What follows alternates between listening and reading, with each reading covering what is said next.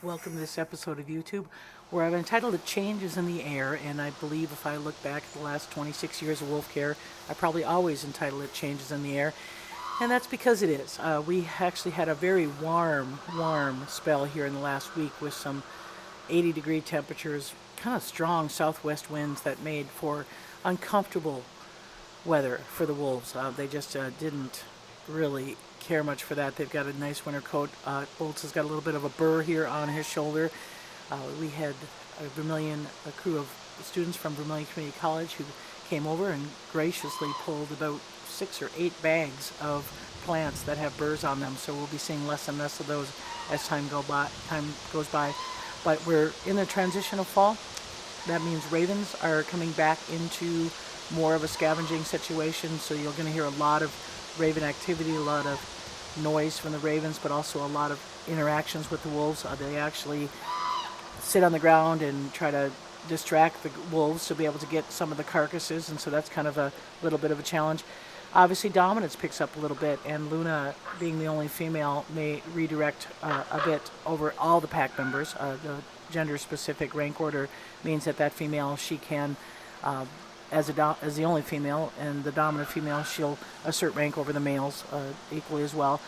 And food resources are something that you need to guard. When you've got more ravens, you've got more opportunity for scavenging, and so Luna's going to try to keep her deer leg away from those ravens. So you're going to see a lot more caching behavior. Certainly you're going to see a lot more of this kind of carrying behavior and guarding behavior.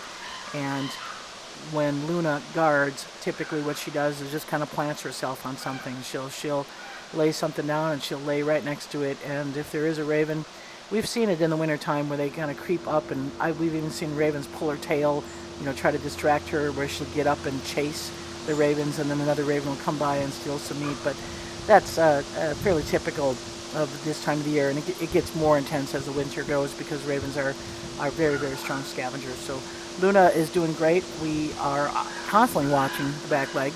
Obviously that's our daily concern. She's on vitamin D supplements. She is still on hip and joint, and thanks to I appreciate the people who went to Amazon and did refill her hip and joint supply. Every wolf here over 8 gets a joint supplement, but Luna, because of her previous medical conditions, needs to have a supplement that will help her maintain a little bit of mobility and a little bit of, probably easing of that joint that was malformed when she was younger. So Aiden here defecating on top of the hill. That's not the interesting piece. The interesting piece is the ravens have got him so bugged that he carries his meat in his mouth while he defecates. So can't even leave a piece of meat for a moment to do your business without the ravens taking it. So he's going to defecate, then he scrapes the ground, tail up in a T1 posture, showing that kind of status.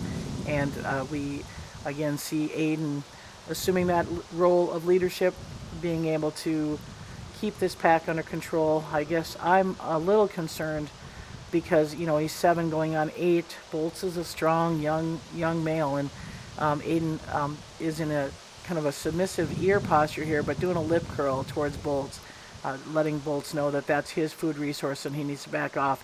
And Bolts, as we pan wide to the camera, you will see him respecting that. But one thing I see is Bolts will be quick to test Aiden if Luna is in Aiden's face. Well, that kind of is a daily occurrence, and so we've been really watching that. Bolts is still kind of timid, but he's very, very astute to Aiden's mental state. So keeping Aiden calm, keeping Aiden happy is a full-time job here. So as the dominant pack leader, we greet Aiden first. We make sure that Aiden has interactions with the staff. If there is competition, because maybe there's only 1 or 2 staff people available, we try to make sure that there's somebody outside the fence that can maybe distract and distribute the wolves a little bit. So that's one of the challenges I have a couple times where I have to go in by myself. Luna wants to try to greet. I need to greet Aiden first, and that's important for maintaining the pack structure. Again, 7 is getting old for a wolf, and so I don't want anything that's an aging issue to be a problem. So somebody had asked about Grizzer, because I apologize, I haven't done YouTubes in a couple of weeks. It's been kind of a slow knee surgery recovery, and plus teaching full-time at the college, I just am not getting all my my work done, and unfortunately YouTubes have suffered. So Grizzer is doing well. This is one of the wolf care staff who here visits once a month, interacting with them. So when she comes, she's here for Saturdays, Sundays, so she gets multiple hours in with Grizzer, and that makes for a very relaxing time for Grizzer. So he's doing well.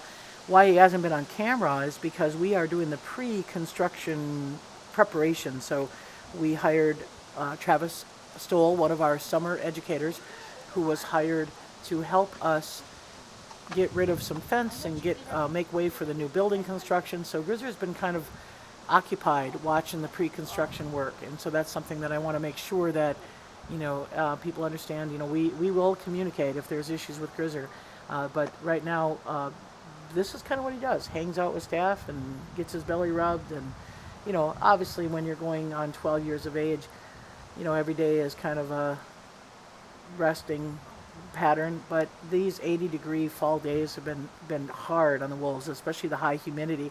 As you can see here, Grizzer's got all of his winter coat, so he has a massive amount of hair.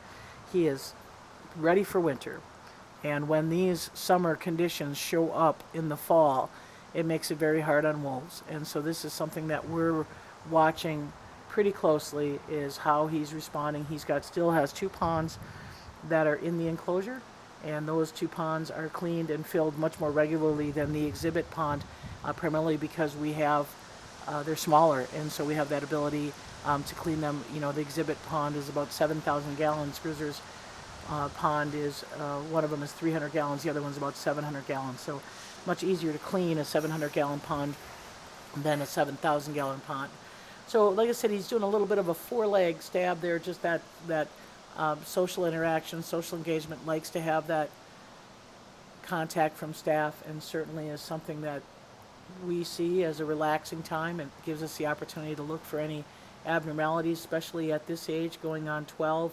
This is when you start to see fatty cysts, you start to see tumors, any kind of issues that might indicate that there are some other issues going on. We're still treating him with milk thistle for the liver enzyme issue, but that seems to be managing itself okay. You can also notice his right eye, because of some previous issues that he has, he only blinks from the lower eyelid up, not from the upper eyelid down. So we always want to clean that and make sure that that's not responding negatively to dust, because he does dig. And you're going to see here in this next clip, he expanded Shadow and Malik's underground den, especially on I think it was one of the warmest days. And there was a lot of construction noise going on, so it was kind of a combination thing. But next to his pond, there under the white pine, Shadow Malik had a den dug where they basically just go in and turn around. Grizzer's made a condo under there.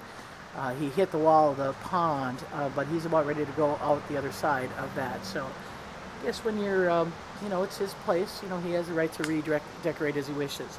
So cover is really important, and that's one of the things that I want to make sure of for the retirement areas, that it maintains a good cover. Grizzer gets a little mouthy when he gets locked off. So if the exhibit pack needs to use the front pack holding area, Grizzer is famous for snapping trees off in the back in protest that somebody else is in his territory.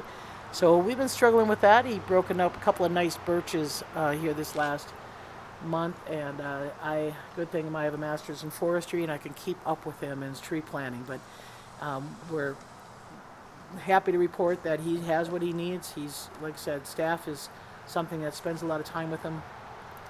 The cover is good. It keeps him cool. The pond we keep it fairly shallow so he can wade in it. One thing we've also been experimenting with is a new camera, and this next clip you're seeing here, autofocus, which is not doing very well on Grizzer's coat. This next clip here is when we discovered manual focus. So if you look at this clip, this is hopefully the webinars and the YouTubes to come. We do have a fall webinar, fall equinox, 6 p.m. Central on this Wednesday. That's the 23rd. And we'll be in the exhibit pack, but again, we hope to do another one live from Grizzer, especially when we get the construction done. And now that we've got this new camera, we're hoping that we're only going to improve in video quality. So thanks for watching, and that's it from the Wolf Yard. And we'll see you again.